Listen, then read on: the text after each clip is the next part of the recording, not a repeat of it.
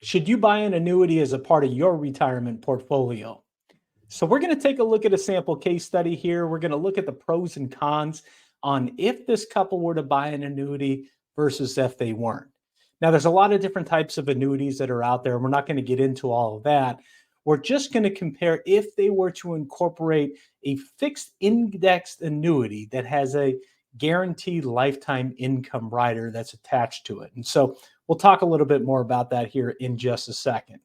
But let's go ahead and dive in, and let me introduce you to our sample couple, which is Sam and Sally Sample, I'm calling them. Now, they're based on a couple that I had met with not that long ago, but I've changed their names. I've changed some of the facts around, obviously. And here's their combined liquid net worth. So 525,000, and that comprises of Sam's IRA for 330,000, Sam's Roth for 100,000, and they have a joint checking account for 20,000, and this is a joint taxable brokerage account for another $75,000 here. Now, they're 67 and 64 years old. She took her Social Security when she was 62. His plan is to take his Social Security at 70. Their house is paid for.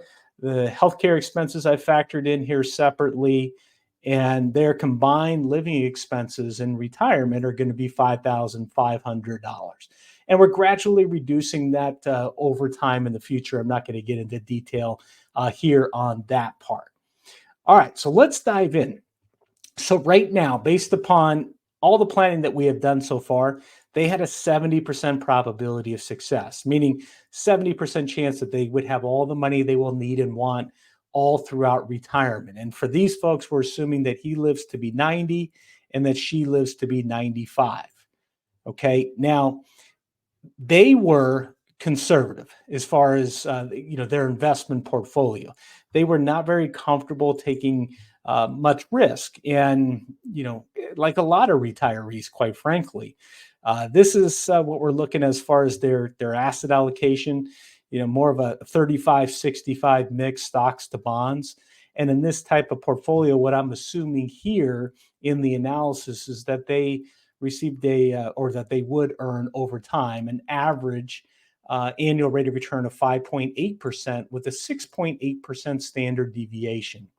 Now, I've talked about that in other videos, but standard deviation is a risk factor in the portfolio. That the higher that number is, the more that wobble factor is of the portfolio. So all things being equal, we want that number to be lower. Okay. Now, they're pretty conservative again. And one of the first things that we want to take a look at, even before we look at incorporating the annuity, is what if they were to get a little bit more aggressive? Instead of being, in a 35-65 type allocation, what if they were at least to move it up, let's say to 50-50? If they were to do that, annual rate of return would be about 6.5 with a standard deviation of 8.8. Those are my assumptions here. They were to go a 60-40 portfolio, we would be assuming a 7% average annual rate of return, standard deviation of 10.2. And even one more I'll show you. If they were to go 70-30, we're looking at about 7.5% annual rate of return with an 11.7% standard deviation. So I'm showing you that because I want you to see on this side that, again, based upon their current allocation and all the planning so far, they had a 70% probability of success, which is lower than I want to see. And typically I want to be at least in the 80s. And if we're at 85% and above, that's when the comfort level is very high, that they're going to have all the money that they're going to need throughout retirement. Even at a 70%, though, in this case, based on the analysis, it doesn't show that they could potentially run out of money until he's 89. And, really the chances of that are pretty slim. It's more likely that there would be, money there, later on. So, this was their situation, just kind of going in. Now, if they were willing to be a little bit more aggressive within their portfolio, and let's say instead of a 35-65 allocation, let's say that we were to move that up to a 60-40. Okay, if they were to do that, we could see this 70% number is going to move up to now 76%.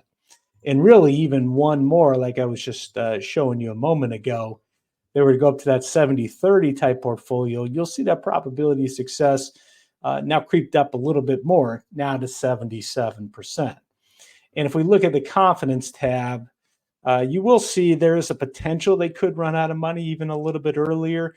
Of course, the other side of this is that they have more potential upside if the markets and their portfolio and such does perform well. That they would have more money later on. So pros and cons certainly to each of these decisions here. Again, for these folks in particular, they were not very comfortable taking a whole lot of risk within their portfolio, like a lot of retirees. And so, what we looked at here is, what if we were to incorporate an annuity? And this is a fixed index annuity with a guaranteed lifetime income rider that's attached to it. And so the way that that works is you put in a lump sum of money to the insurance company, and they will then pay a guaranteed lifetime payment, either annually or monthly, however you want that, starting either immediately or at some point in the future, just depending on the specific product. In this specific one, what we're just doing a comparison on is if they were to put the money in and then get money back immediately. So they're going to get a guaranteed income stream coming immediately to them.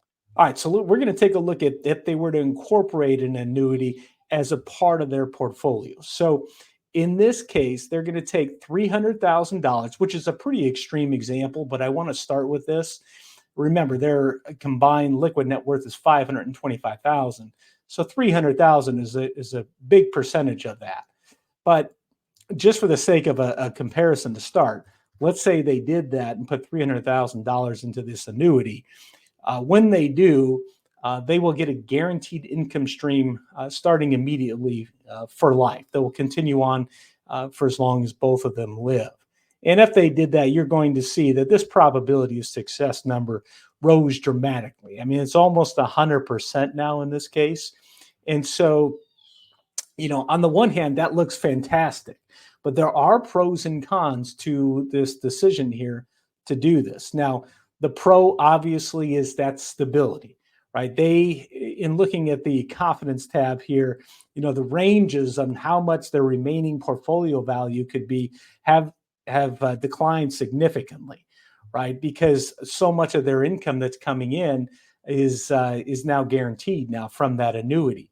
And so, as you can see over here, they have no potential risk based on the analysis of ever running out of money. Okay, so that is certainly one of the pros. The downside is that they have less potential upside. I mean, even if they were to live until 98 years old, which is probably beyond what they would live until. But if they were, even at the high point, you could see that number there at the 95% confidence range, they have $619,000.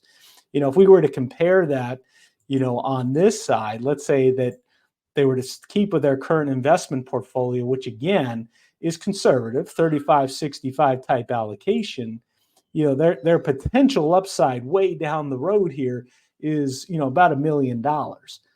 So it's just a matter of, in making this type of decision, at least part of the thing to consider is how much do you value that stability, and knowing that you have that guaranteed, check coming into you every single month, versus, how much do you want to rely upon the performance of your investment portfolio and the markets, and what are your feelings on that? And all that we've looked at so far is if you were to take either no money, not put any money in the annuity, or take 300,000 and put it into the annuity, which again would be a pretty extreme example in this case. So what I want to take a look at now is to say, well, instead of doing, being so extreme and doing, let's say 300,000, what if these folks just took, let's say 150,000, so half of that amount? What would happen there? Well, if they were to do that, I mean, they're an 82% probability of success, not at 99, obviously, but much better than 70. Their confidence level here doesn't show them potentially running out of money until age 92. Um, so I mean, that could happen. That's not likely to happen. More likely, they're going to have some money here. And by putting less money in the annuity, they have more potential upside. And again, this is just in their more conservative type portfolio. If they were to get more aggressive and go to, let's say, even a 60-40 type portfolio here, let's take a look and see what that might do. Well, from a probability of success standpoint, it actually improves it a little bit. Not much. I mean, 82 to 83% now, but it does give them now more potential upside as well. And it shows, that they could potentially run out of money here. Whoops. When he's 88, again, it's not likely to happen, but that is the possibilities. They're taking a little bit more risk here. So there's different ways to approach this. And what's comfortable for you might be very different than somebody else. Some people are really going to value getting that guaranteed paycheck, or I shouldn't say paycheck, but that guaranteed check coming in every single month. In their case, they know that if I do, let's just say that extreme example again, let's put 300,000 up here. So if they were to do that 300,000, they know that in retirement, whoops, I went to 97% because I had changed the allocation. So if they kept their current portfolio again, just like I had it before, and they were at 99%, if they did that more extreme example, they would know that they would have this guaranteed income coming for life. Now, the 300,000 at their ages is buying them $20,250 of lifetime income, annual lifetime income. Okay, that continues on no matter how long either one of them were to live in this case. Okay, so for them, 91% of their total income stable. The only income that, or most of all the income that's really not, is those first 3 years before he's going to turn on his Social Security here at 70. And so it gives them just just a ton of stability. And for some people, this is going to be the route that you're going to want to go, because a lot of people say, well, gone are the days of the pensions, miss those days. That's when people were secure in retirement. Well, it's very easy to take a portion of your 401k or whatever else retirement savings you have, put that into an annuity and get a guaranteed lifetime income. So the only three things that give that guaranteed lifetime income, annuities, Social Security, and pensions, right? That's it. So, and in this particular type of an annuity, by the way, again, it's a fixed index annuity with a lifetime income rider. You're not completely sacrificing the money there. There are certain types of products, like a single premium immediate annuity, that if you give that money to the insurance company and then that starts paying out, that if you needed that lump sum back in the future, that you wouldn't get that back. You don't get that. But in this case, there is money there. And the way that it would work is, and you could see the annuity value here kind of year by year, and it is declining year by year. And that's because you're withdrawing that money, obviously the guaranteed lifetime income. There's also a fee on there on the annuity as well, on the balance. And you don't get access to the full amount. If you want to go in there and think you can get full access to that balance there, no, you can't do that. Generally speaking, a lot of the products give you access to like 10% of whatever the account balance is for per year during the surrender charge period, which could be a 5-year period or a 10-year period or whatever that is within that particular annuity. So it's not fully available. The one nice thing is, if they were to pass away, early, that whatever's remaining in that annuity, whatever balance is there, that does go on to their beneficiaries, just like the rest of their assets. So that is something to consider. Mostly, what you want to think about, if you're going to put your money into an annuity that's like this, in this situation, like I'm talking about, is that although there is some access to your money, that you generally just want to think about as the money's going in and it's providing that lifetime income. And what it's doing on the other side is it's giving you more access to your other money to, to spend. Because like in this case, again, this is my extreme example where we're putting the 300,000, which is a large portion of these folks' liquid net worth, into here, that almost all their income is now guaranteed. So the amount of money that they have to withdraw from their investment portfolio, except for the first 3 years, when before he takes his Social Security, on a percentage basis, is going to be very small. In fact, there's some years where they're not having to take any. So it is one way to go. And again, it's just a matter of what's most comfortable, for you and for you and your situation. Now, the bottom line here for these folks, what they ended up deciding to do, by the way, is we went with 150,000. So 150,000 here, put them at an 82% probability of success. And you could see, as far as the confidence level here, it doesn't show them potentially running out of money until he's 92. So this was what was comfortable for them. At the end of the day, in case you're curious, instead of going more of the 35% or 35-65 allocation, we did move that up a little bit to a 50-50, knowing that they had that guaranteed income coming in. They felt a little bit more comfortable taking a little bit more risk. But each person's situation is going to be different, right? It's a matter of not only what the numbers to say, but also, what's comfortable for you, what feels right for you in retirement. One other thing that I want to make mention of here is, let's say they didn't go with the annuity at all. Now, if they didn't, and even if they did, actually to some extent for sure, remember, he's not taking his Social Security till 70. So they're going to have to withdraw a lot more money for those first 3 years there of retirement. Again, you're seeing that right here.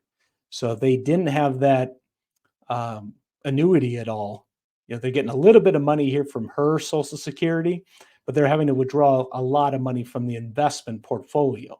So what we would likely want to do here is to segment off a portion of their portfolio, these 3 years, and maybe move this money into cash or cash equivalents, because we don't want this money in a situation where the markets go down, their investment portfolio goes down, and they're needing to withdraw significant amounts of that money in those first 3 years here.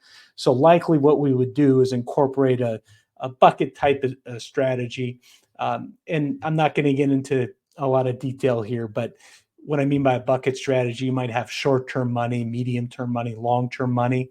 And so what we would want to look at is that short-term money, those first 3 years, when they're needing a lot of money initially, having that money, much safer, in cash equivalents, like I was mentioning. And then the other approach then, that medium-term money, is having, more of a lower volatility type portfolio here. And then in that third bucket, for the longer term money, maybe they would get a little bit more aggressive in that. So that would be another kind of approach that we could take to kind of do more of a bucket type strategy. Again, everybody's situation is going to be different. What's comfortable for you won't be comfortable perhaps for your neighbor. And with these folks, what was comfortable for them was to take 150,000 and put it into the annuity, and they got a little bit more aggressive within their investments, moved it up to a more 50-50 type allocation, stocks to bonds. So hope this has been helpful. If it has, make sure that you like the video, make sure you subscribe, and I'll see you in the next one. Take care.